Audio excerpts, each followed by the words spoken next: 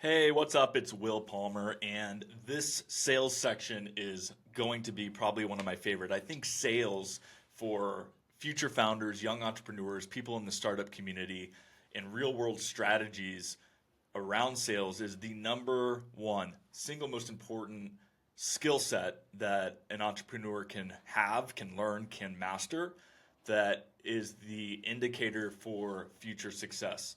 And what I want to talk about in this video to start is that sales is not a department. Don't think of it as that. Think about it as a founder skill.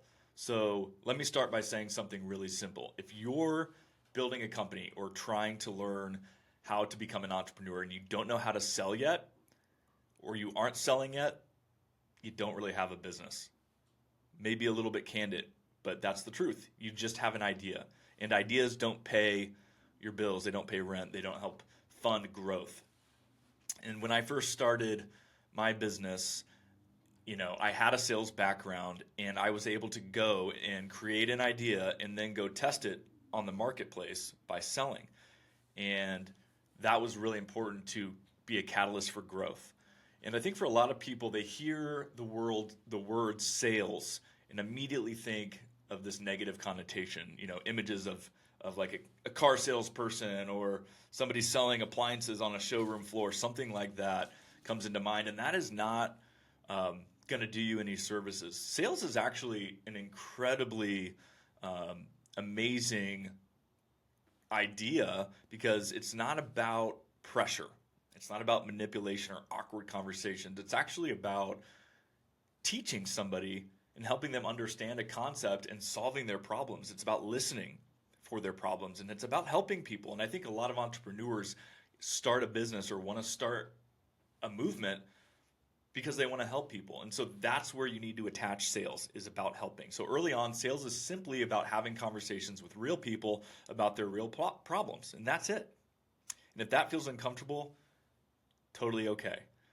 Entrepreneurship is uncomfortable. I had a mentor early on in my professional sales career that said, Will, whatever makes you feel nervous and excited at the same time, but especially nervous, move into that fear, because what most people don't do is the stuff that you need to do that you're scared of. And a lot of that was just picking up the phone and calling somebody that had never heard of me or sending a cold email and things like that. If you can move past being uncomfortable, because you're gonna feel uncomfortable doing those things, and just do it, you're going to feel really confident that you did something despite your fears. So here's why this matters so much for founders. In the beginning, you don't really have any data.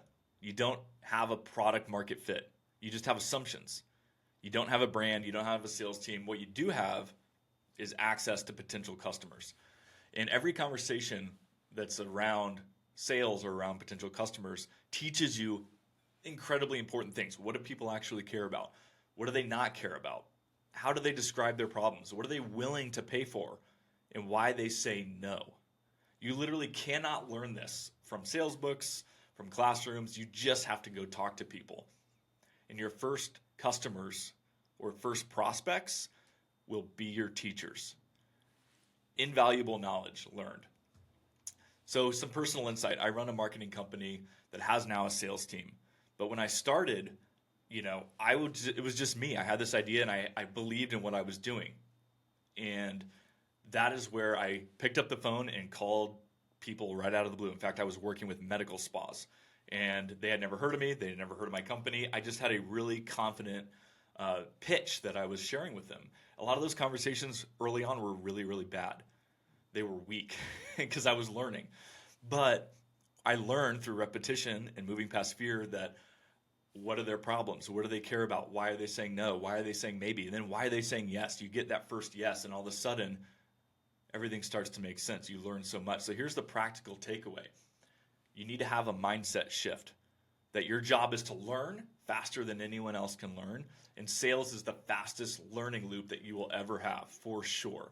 So don't wait until you have a perfect pitch. Don't wait until you have a perfect product. Don't wait until everything is polished. You just have to have conversations with people.